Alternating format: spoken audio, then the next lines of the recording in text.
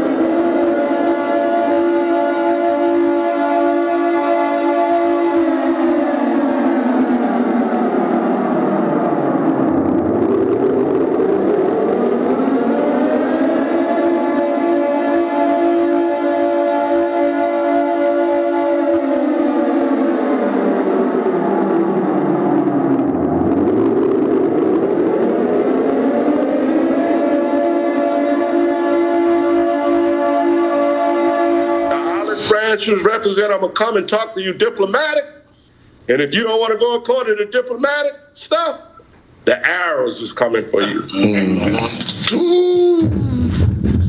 Their shocking tactics, which can be summed up like this.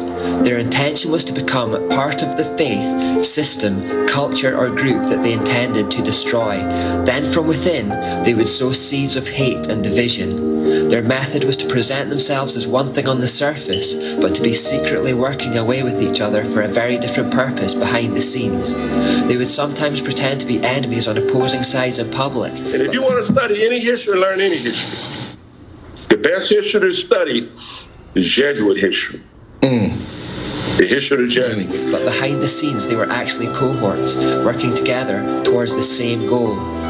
This type of attack is sometimes referred to as becoming a fifth column, meaning that the most effective way to attack something is not from the north or the south or the east or the west, but from within.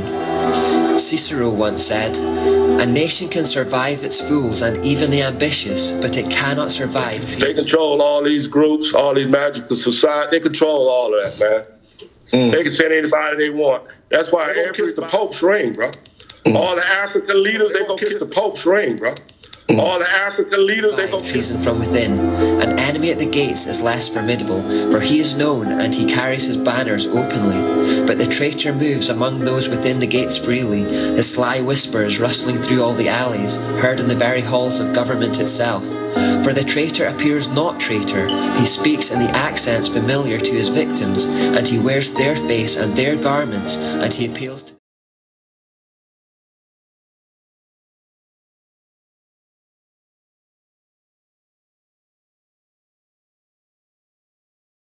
because he's the guy. He's the guy. And guess what? It's an international brotherhood. They all tied in together. It's a world, that one world kiss the Pope's ring, bro. All the African leaders, the Pope's ring, bro. All the African leaders, they he appeals to the baseness that lies deep in the hearts of all men. He rots the soul of a nation. He works secretly and unknown in the night to undermine the pillars of a city. He infects the body politic so that it can no longer resist. A murderer is less to be feared. The fifth column tactic is, of course, the Pope's ring, bro. All the African leaders, international brotherhood. That's why all them leaders that they set up all over Africa and all these countries around the world, where they come first, they come to the United States to go to the Ivy League schools to get an education. After that, in their military academies. After that, they send them back over in their country and sit up on thrones, so that they can go in there and get the mineral resources out of their land. Of course, a trademark of Satan. It was the very tactic he used to persuade a third of the angels to fall with him and to become his army of demons. He went around whispering in the ears of anyone who would listen to turn them against God. More recently, ex-witches have spoken of being assigned to local churches by their coven with the aim of being involved in the congregation on the surface, but all the while secretly working against it from within, frustrating its aims and unity. If something is attacked from without, it will put up its defenses and fight back. But if, by using deceit, the attacker can become part of the thing it wishes to destroy and gains the trust of those involved, they can take it down from within. To control them. And then they get them hooked on the IMF funds, International Monetary Funds. That's what the scripture said. They that eat that bread shall lay a sore wound. Kiss the Pope's ring, bro. All the African leaders, they go.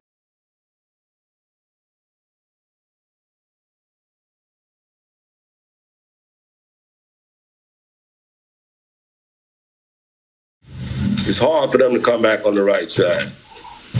They've been indoctrinated with this force. And it's a force, too. It's hard for them to come back on the right side. They've been indoctrinated with this force. And it's a force, too. But could we really expect any human being to carry out the acts described in this monstrous Jesuit oath? Well, remember that the spiritual exercises were designed to eliminate all human emotion and to turn the men into machines. And just as demonic influence was so clearly at work in Loyola's cave experience, so they are involved in the spiritual exercises. H. Boehmer in Les Jesuits writes, "We imbue unto him spiritual forces which he would find very difficult to eliminate later. These forces can come up again to the surface, sometimes after years of not even mentioning them, and become so imperative that the will finds itself unable to oppose any obstacle and has to follow their irresistible impulse." In other words, through the spiritual exercises, the Jesuit initiate becomes possessed and finds themselves compelled to act according to the will of these demonic forces within.